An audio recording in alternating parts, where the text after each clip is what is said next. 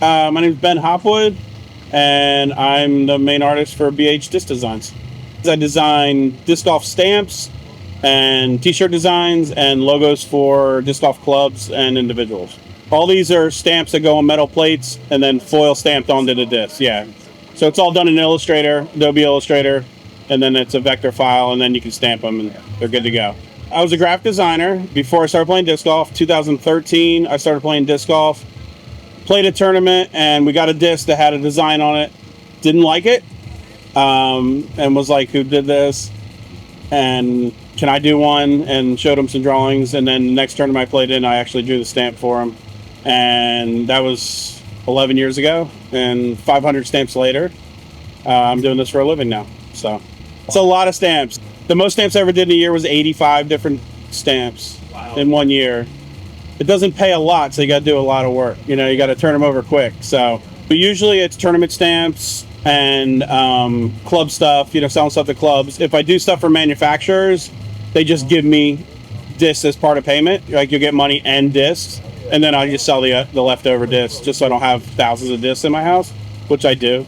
I've worked with Innova, Dynamic, Mint, Discmania, DGA, Prodigy, Discraft, and Gateway, and one MVP. So pretty much everybody.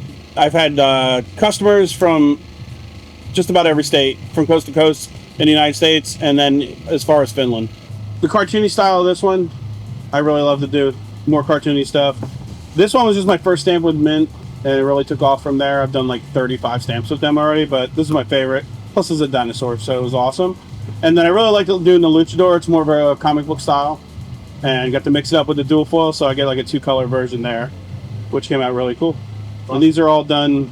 This one was done originally in like 2019, so this is a little older, but these two are new in the last couple of years. But there's so many now, it's hard to really. It's just stuff I had here. But this one's on the all-time list of, everything I've done. So when I first started, I was doing local stuff in North Carolina. I lived in Raleigh. I was doing local stuff in North Carolina, just local tournament stuff, and eventually I got to do a USDGC Rock for Innova, and that was in 2016. They had a contest. And I did that 1 year, went to USDGC for the first time, never stopped going to USDGC after that. And then they hired me to do something for their East Coast store that's called DGU. When you do USDGC Rocks, I did one in 16 and 17, and then in 18 I did another disc for the tournament, but it wasn't one of the rocks, you know, it was just another thing. So, yeah, that really kind of took off the career there at that point. And then 2022, was it 22? Yeah, that's when it was 100% full-time, only drawing stamps for a living.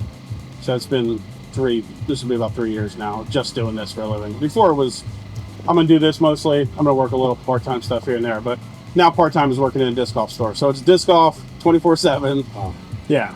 That's awesome. Which is why I'm at tournaments selling discs all the time. That's all we do now. So